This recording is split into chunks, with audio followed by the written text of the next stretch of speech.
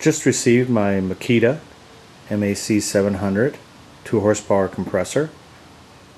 Ordered it from Amazon on Wednesday, got it on Friday. Got the 2-day shipping because I'm a Prime member. I like that. It was free, so $1.99 at Amazon and free shipping, and at this time no tax.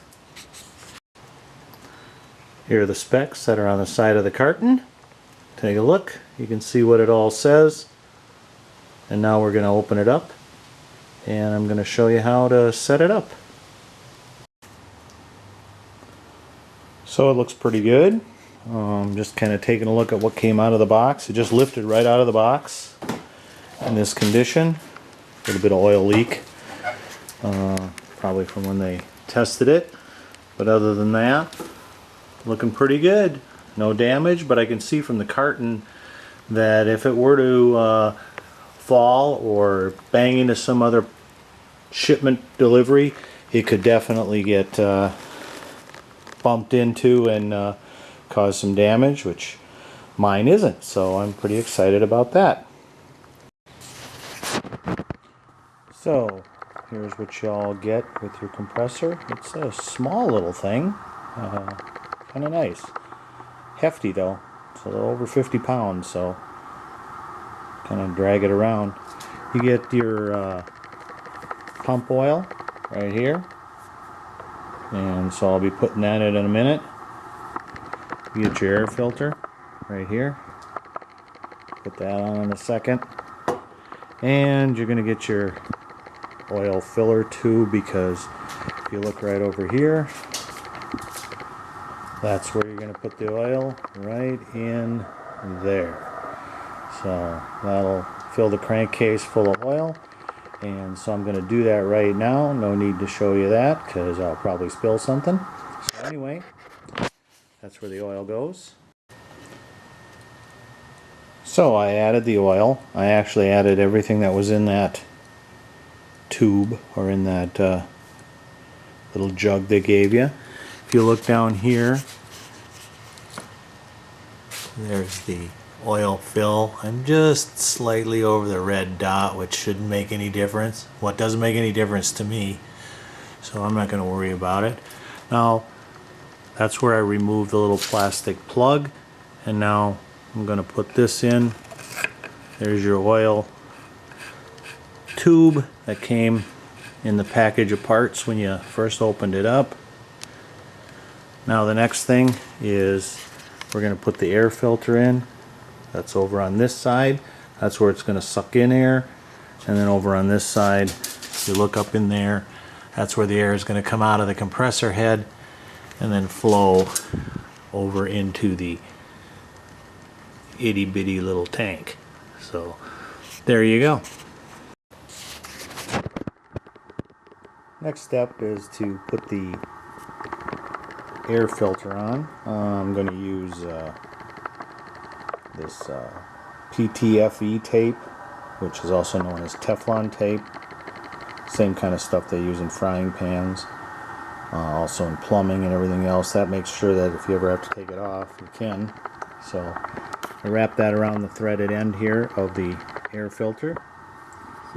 Now we're just going to screw it in right here. So I'm going to screw it in and set to go to turn it on. So there you go. I got on it with a little rag there and tightened her down really tight. And this is the cover that goes on there. It's just going to go right on so. I can find the hole while I hold the camera. And then there's just the wing nut. Right here. Put that on. And now you're set to go. So I'm going to get ready to fire it up here and follow the directions. I'll kind of show you what they tell you to do. Alright, we're ready to start this this compressor up. So first thing we're going to do is do what they tell you in the instructions, and that is open up the air receiver valve, which is right there. And really that's just your drain valve for your air tank.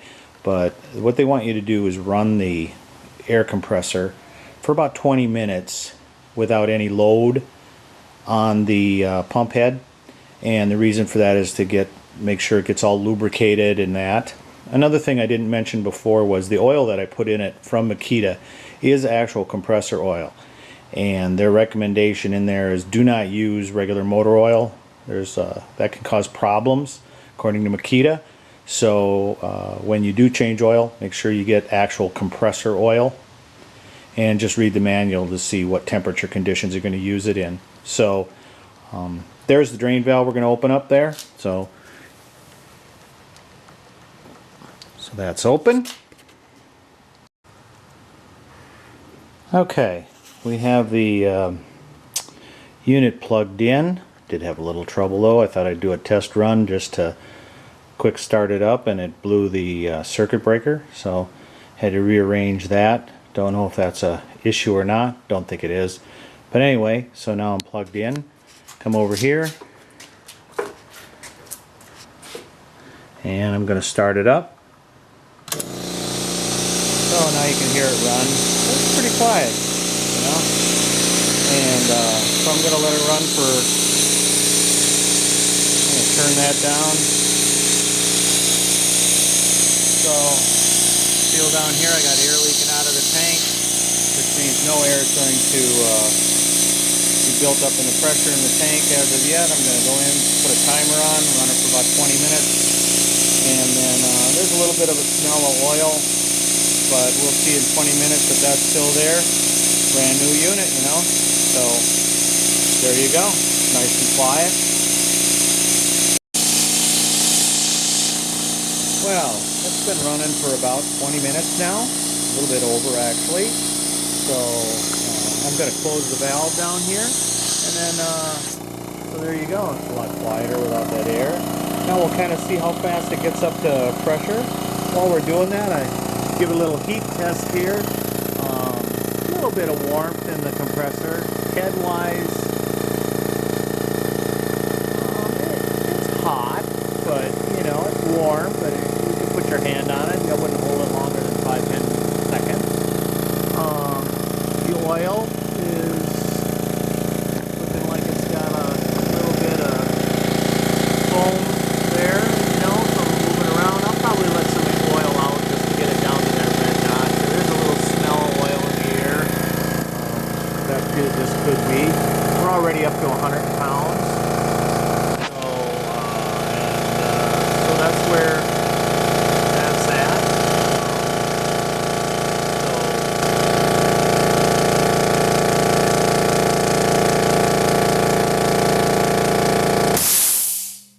Kind of scared me there.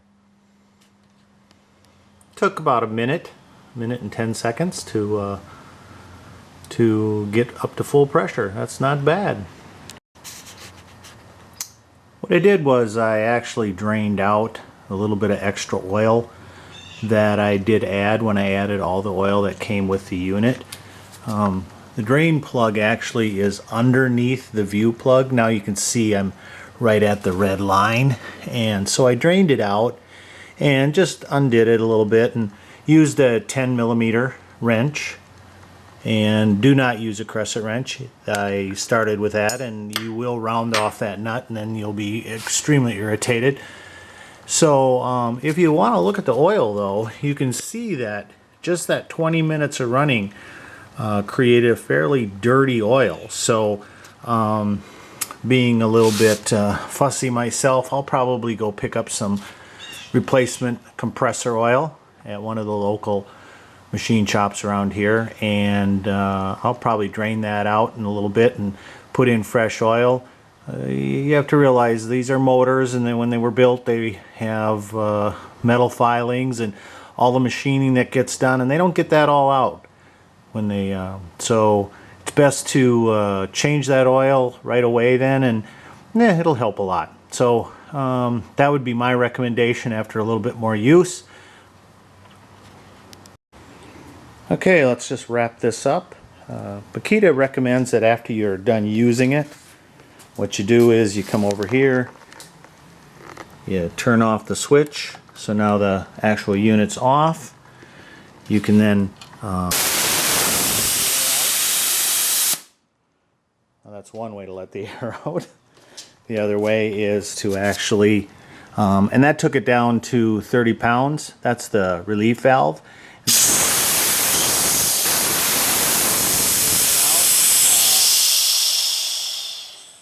A little bit of, as you can see on my hand, there's actually a little bit of water. It's best to drain those tanks fairly often. My other compressor, my old compressor, I had a Sears compressor, would get quite a bit of water in it actually, especially if you run them in the winter. They can get where they're sloshing around pretty good.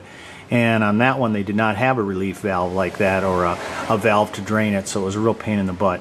But so I'd recommend when you're done using it, drain out the air and turn it off just like Makita says, and then you're ready to go for the next time. So there you go. That's how I set up my Makita, and I think that I'm going to have quite a few years of service out of this. It's a very nice little compressor. It's going to meet my needs very well. Well, thanks for watching, and that's it.